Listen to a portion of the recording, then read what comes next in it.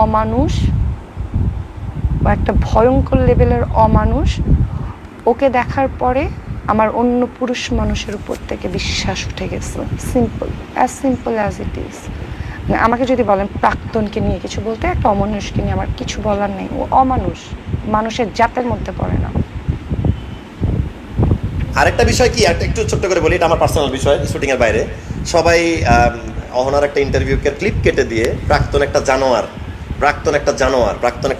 আমি জানোয়ারের বাচ্চা, আমার বউকেও বিয়ে করার পরে এগুলা ট্যাগ বা ইনবক্স পেতে হয়েছে। আমার জন্য খুব কষ্টদায়ক। একটা নন মিডিয়ার মেয়ে লতে পড়তেছে। এখন দেখেন ওই প্রাক্তন জানোয়ারটা আসলে আমি না ভাই। আপনি যদি পুরো ভিডিওটা দেখেন, আচ্ছা অহনা তো নামটা বলতে পারেন, ওটা মেহেদী হাসান হৃদয়, হ্যাঁ, বরবাদ সিনেমার ডিরেক্টর, ঠিক আছে। ওইটা তার সাথে তার 6 বছরের রিলেশন ছিল।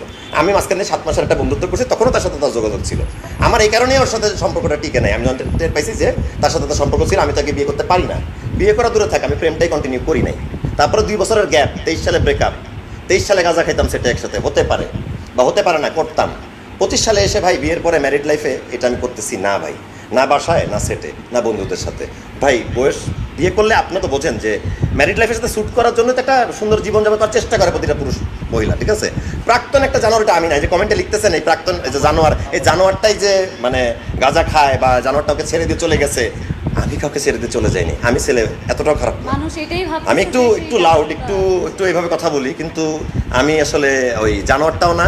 আমি কাউকে সেক্সুয়াল হ্যারাসমেন্টের, আমার 10 বছরে আমার কোনো মেয়ের সাথে, আসলে মিডিয়ার কোনো মেয়ের সাথে আমার ইটিস পিটিস নাই।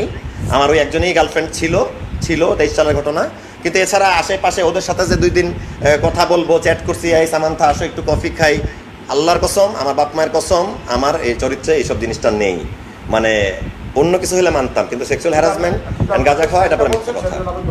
হ্যাঁ, আমি তো সেটা তো ফার্স্টে বলেই নিলাম যে আমি যে 2টা সেন্টেন্স বলছি, যে ভাই আমি যেটার ইংলিশে বলেছি সেটার বাংলা হচ্ছে, আমি তোমাকে চাইও না, আমি তোমার চেহারাও দেখতে চাই না, কিন্তু আমি শুধু কাজটাই করতে আসছি, কাজটা করে বাড়ি যেতে চাই। এখন ইংলিশটা যদিও না বুঝে, ওর পড়াশোনা করার কম থাকে, এটা আই এম সো সরি আপু, আই এম সো সরি। আমি ওই 2-3টা সেন্টেন্স বলার জন্য তোমার কাছে খুবই দুঃখিত।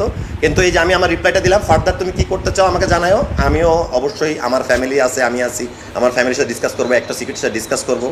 আর আমি একটা হয়তো ক্যারেক্টার আর্টিস্ট ছিলাম, এরপরে এই পর্যায়ে আসছি, হয়তো এই পর্যায়ে আরও কিছু আর্টিস্ট আছে, আমি এই পর্যায়ে আসছি। এই পর্যায়কে মানে মানহানি করে